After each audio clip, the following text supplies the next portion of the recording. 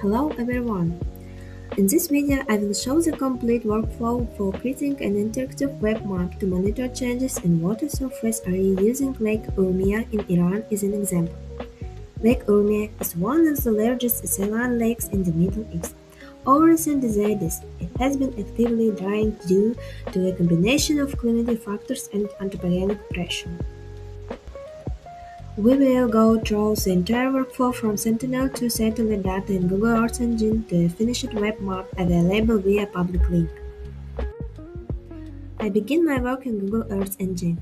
Here I have predefined the monitor area, which includes Lake Urmia and the surrounding region.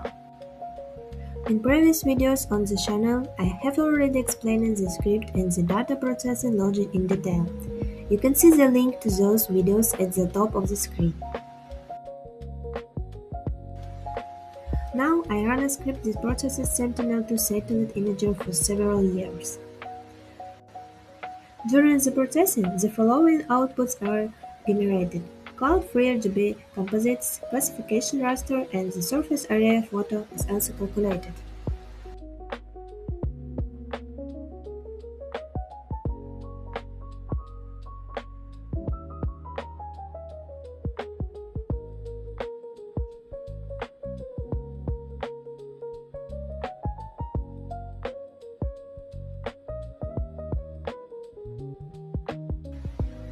As a result of running the script, 6 GeoTIFF files are generated, 3 RGB composites, and 3 classification rasters with the classes water, vegetation, and land. These files are exported to Google Drive.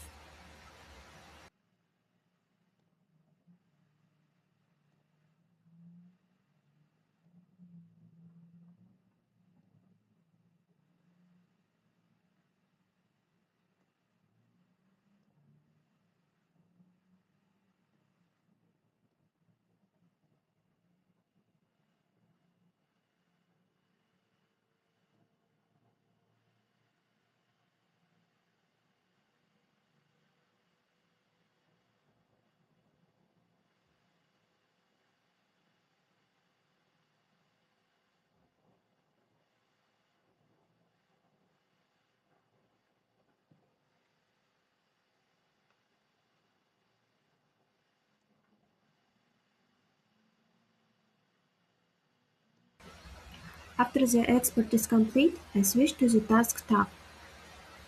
For each task, the Open and Drive button is available, which opens the GeoExperts folder in Google Drive. From this folder, I download all GeoTIFF files to my computer.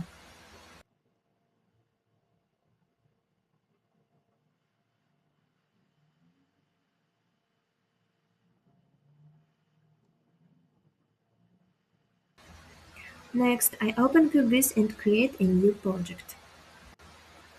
Into the project, I load all downloaded GeoTIFF files, the RGB composites, and the classification rasters.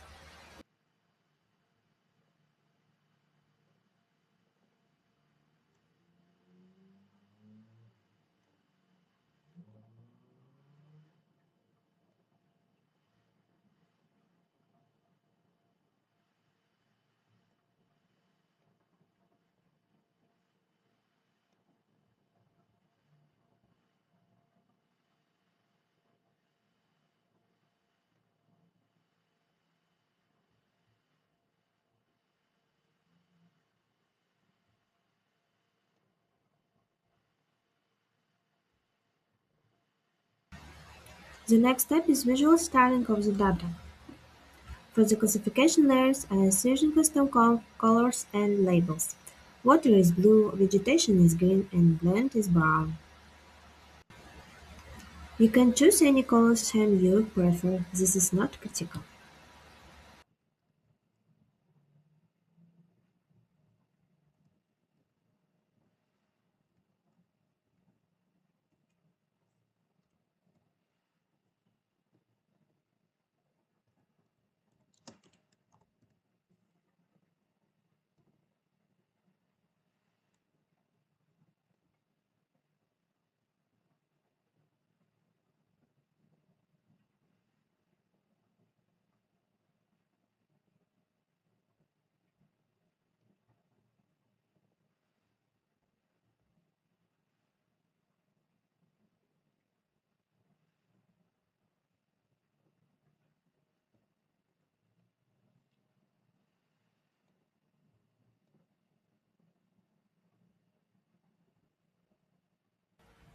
I copy the style of all categories and paste them into the classification layers.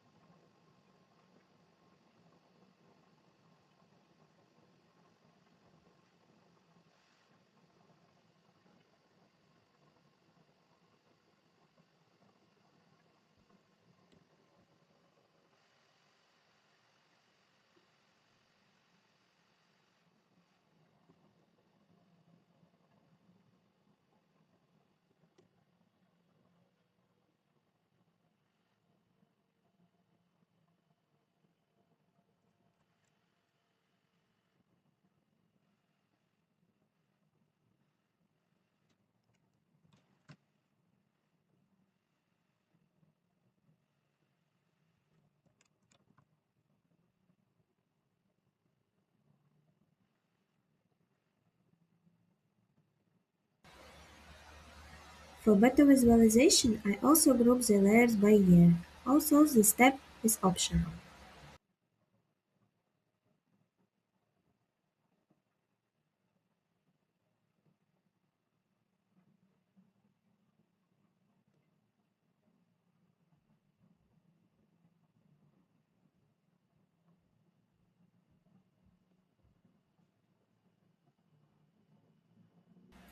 Based on these calculations, a chart showing change in water surface area by year is automatically generated.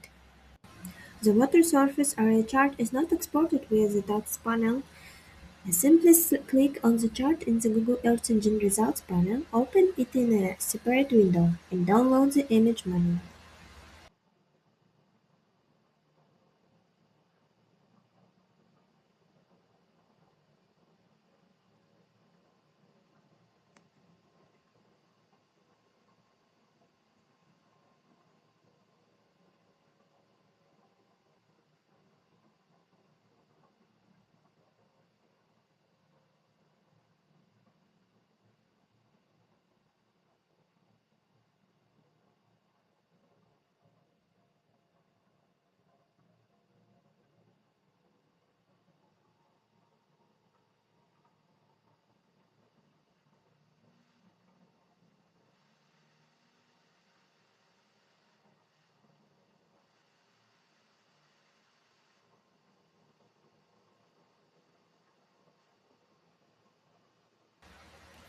Let's add the project name and its description. This will be displayed on the web map.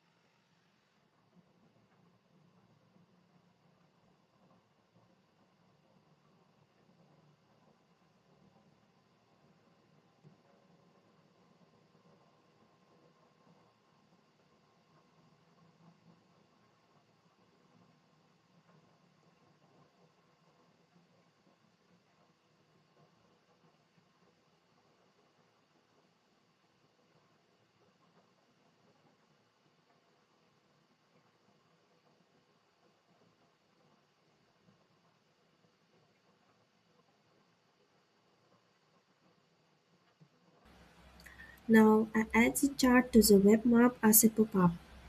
To do this, I create a point shapefile and I name it info.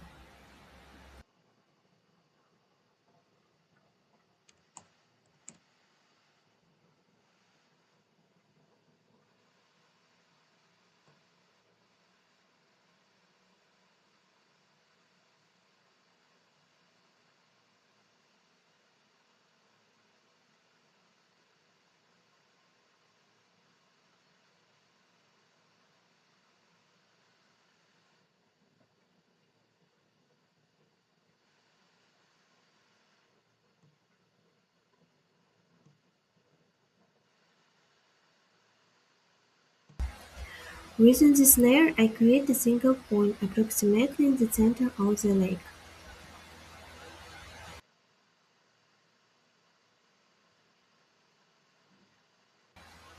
In the attribute table, I add two fields, title and img.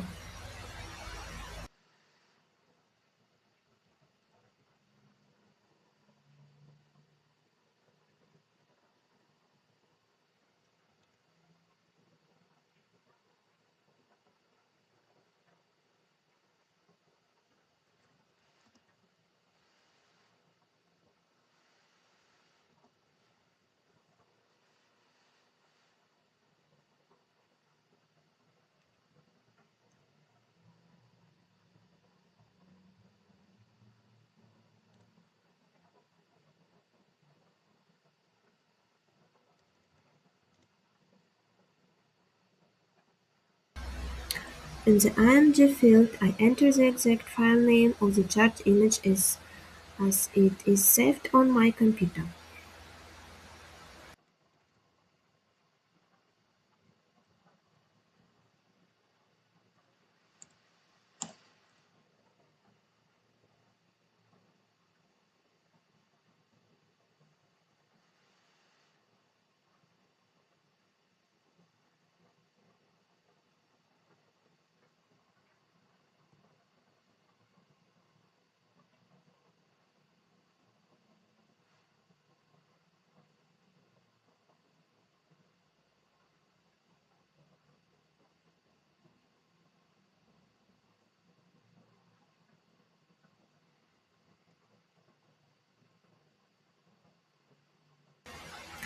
GeoTIFF files are too heavy for web maps, so the next step is exporting all layers to PNG format.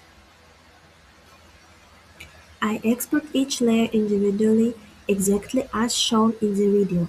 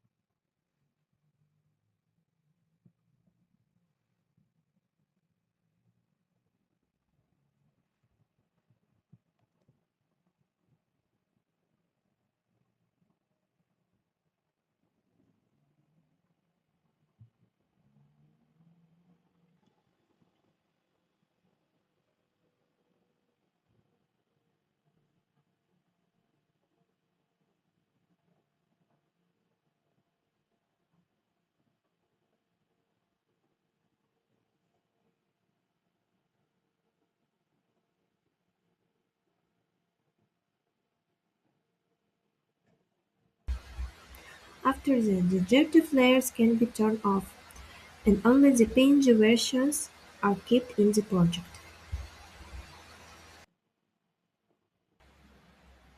Since PNG files don't contain project information, I use the coordinate reference system EPCGS 3857 to each layer when adding them to QGIS.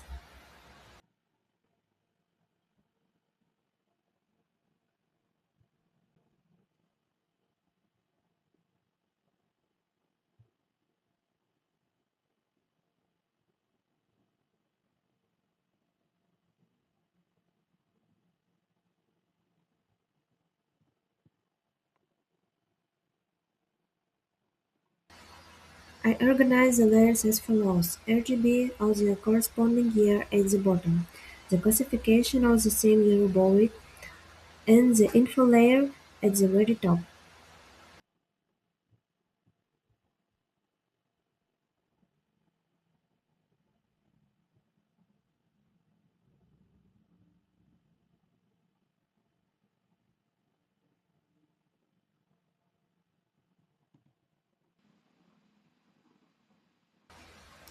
Once the project is fully prepared, I install and launch the QGIS to web plugin.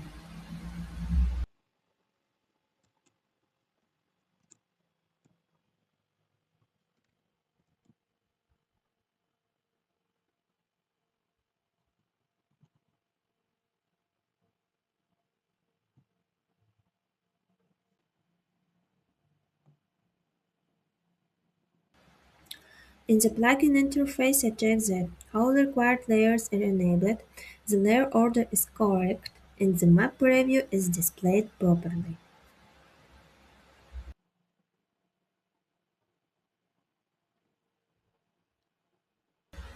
Here it's also possible to customize the appearance of the map, including the title and description.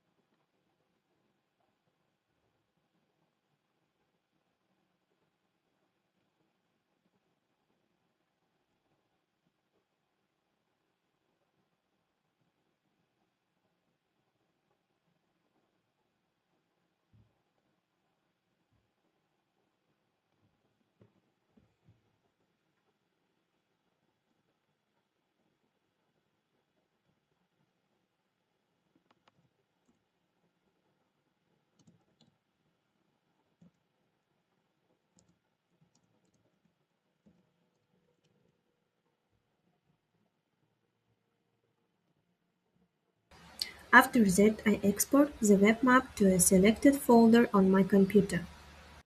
Immediately after the export, the web map opens automatically in the browser.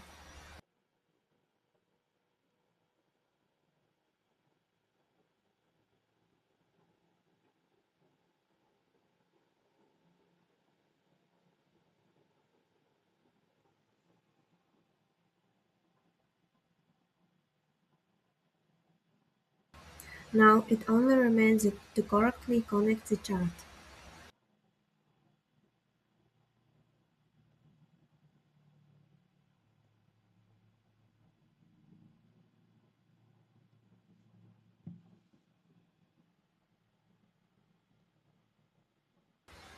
I open the folder with the exported web map, copy the chart image into the Images folder, and then navigate to the Layers folder.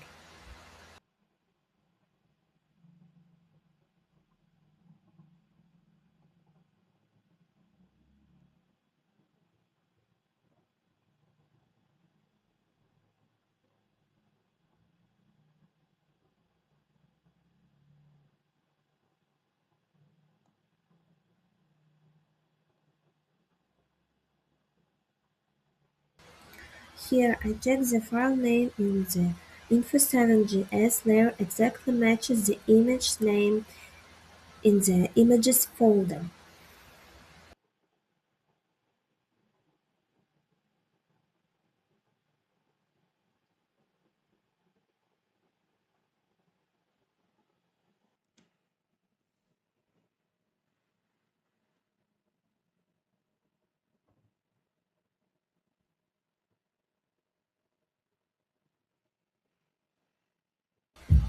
Next, I open the layers.js file, find the line responsible for image path, and specify exported resources.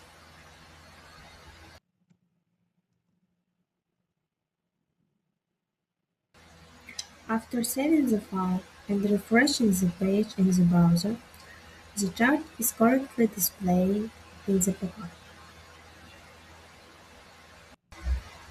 At this stage, the web map is fully ready. In the next step, I publish it on GitHub Pages so that it becomes accessible to everyone via a link.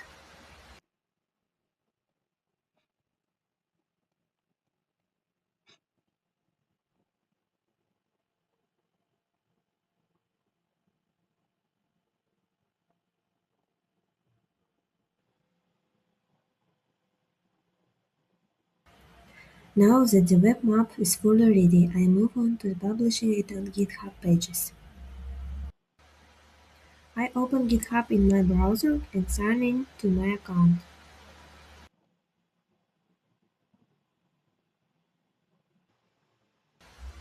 Next, I create a new repository for the web map. I set the repository name and make it public so the map is accessible to everyone.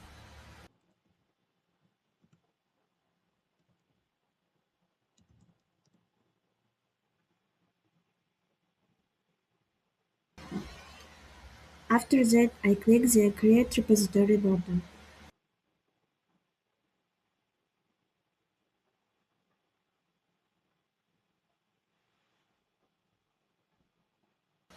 After creating the repository, I open its main page. Since the repository is new and empty, GitHub shows a quick setup screen.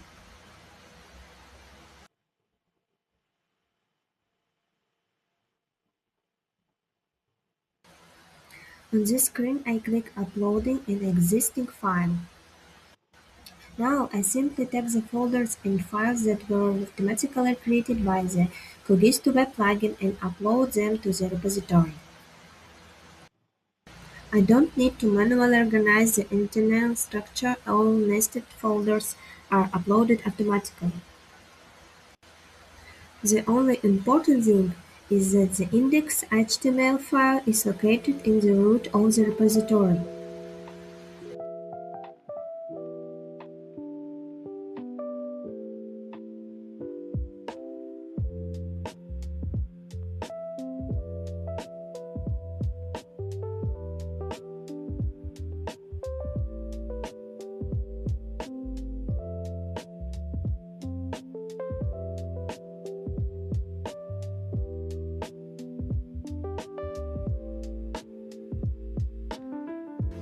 Now I go to the Settings tab of the repository.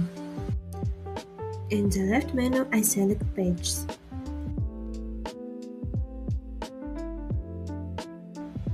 In the Build and Deploy section, I choose Deploy from a branch as the search. I select the main branch and the root folder, and then click Save. GitHub doesn't always show the link immediately. I simply refresh the page, and after a few seconds the link to the web map appears at the top of the screen. Using this link, the web map becomes accessible to all users. I open the link in the browser and check that the web map is deployed correctly. At this stage, publishing the web map on GitHub Pages is complete. That's it. Our web map is now fully ready and published. We went through the entire workflow, from satellite data in Google Earth Engine to a public web map.